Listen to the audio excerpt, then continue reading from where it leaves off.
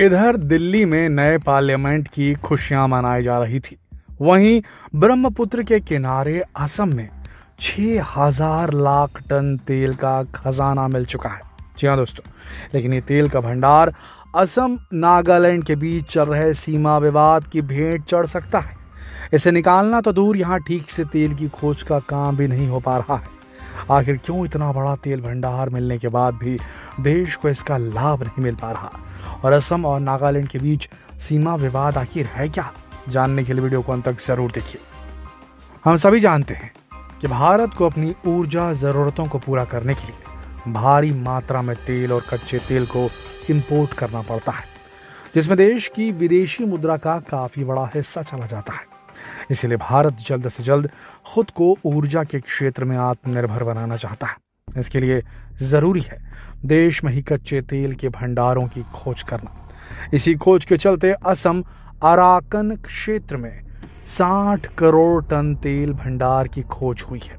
अब इस खोज पर तो पूरे देश को खुश होना चाहिए, क्योंकि इतने बड़े तेल भंडार से तो देश की एक बड़ी जनसंख्या की ऊर्जा जरूरत को पूरा किया जा सकता है।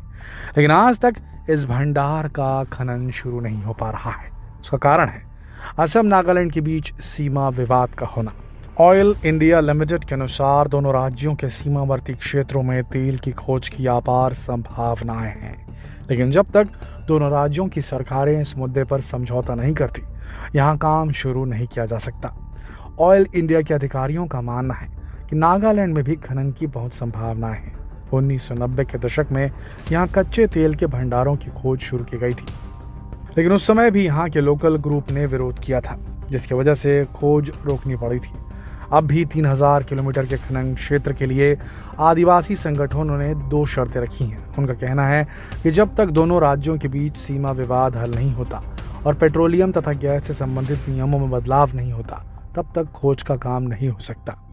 वहीं विवादित सीमा से लगे 30 ऑयल फील्ड में काम बंद होने के कारण नागालैंड को सालाना 1825 करोड़ रुपए की रॉयल्टी का नुकसान हो रहा है।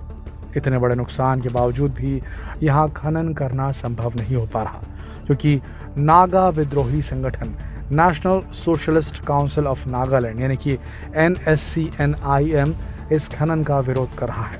इस संगठन का कहना है कि उनकी सहमति के बिना नागालैंड के मुख्यमंत्री कैसे विवादित सीमाओं के साथ क्षेत्रों में तेल की खोज के लिए आगे बढ़ने की सहमति दे सकते हैं। हालांकि असम के मुख्यमंत्री हिमंत बिस्व शर्मा और नागालैंड के मुख्यमंत्री निफ्यू रियो ने हाल ही के दिनों में कहा है कि दोनों राज्य सीमावर्ती क्षेत्रों में तेल की खोज के लिए एक MOU मेमोरेंडम ऑफ अंडरस्टैंडिंग पर साइन करेंगे, ताकि इस इलाके में जल्द से जल्द खनन की प्रोसेस चालू की जा सके। ऑयल इंडिया लिमिटेड यहाँ मौजूद तेल भंडार के खनन की योजना बना रहा है।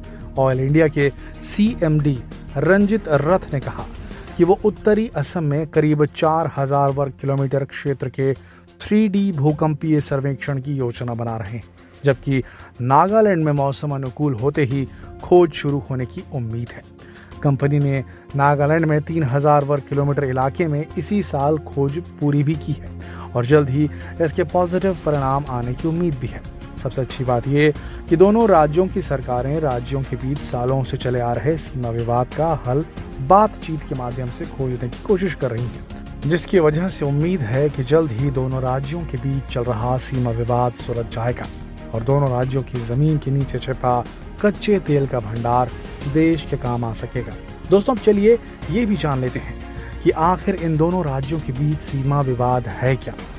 असम और नागालैंड की 434 किलोमीटर लंबी सीमा है, लेकिन नागालैंड असम के क्षेत्र के 12,488 वर्ग किलोमीटर की मांग करता है। नागालैंड का असम से सीमा विवाद 1963 से ही शुरू हो गया था, जब नागालैंड एक राज्य बना था। नागालैंड स्टेट एक्ट 1962 में नागालैंड की सीमाओं को 1925 के नोटिफिकेशन के हिसाब से डिफाइन किया गया था। 1925 में नागा पहाड़ियाँ और तुएन सॉन्ग क्षेत्र को एक नए एडमिनिस्ट्रेटिव यूनिट के रूप में इंटीग्रेट करके एक ऑटोनमस एरिया डिक्लेयर कर दिया गया था, लेकिन इसके बावजूद भी नागालैंड ने कभी इसे एक्सेप्ट नहीं किया। उसकी मांग थी कि एक नए राज्य में नागा पहाड़ियाँ और उत्तरी कछार और नागांव जिलों में नागा डोमिनेटेड एरियाज को भी शामिल किया जाए। जो कि 1866 के अंग्रेजों के नोटिफिकेशन के मुताबिक नागा क्षेत्र के भाग थे। दूसरी ओर असम सरकार का पूरा जोर संवैधानिक रूप से सीमा को बनाए रखना है। असम 1 दिसंबर 1963 में बने नागालैंड के कानून के तहत सीमा को मानती है और यही दोनों राज्यों के बीच विवाद का प्रमुख कारण है।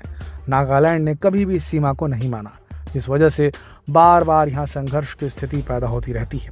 1965 में शुरू हुआ ये विवाद 1968, 1969, 1979, 1985, 2007, 2014 और 2015 में बार बार सर उठाता ही रहा।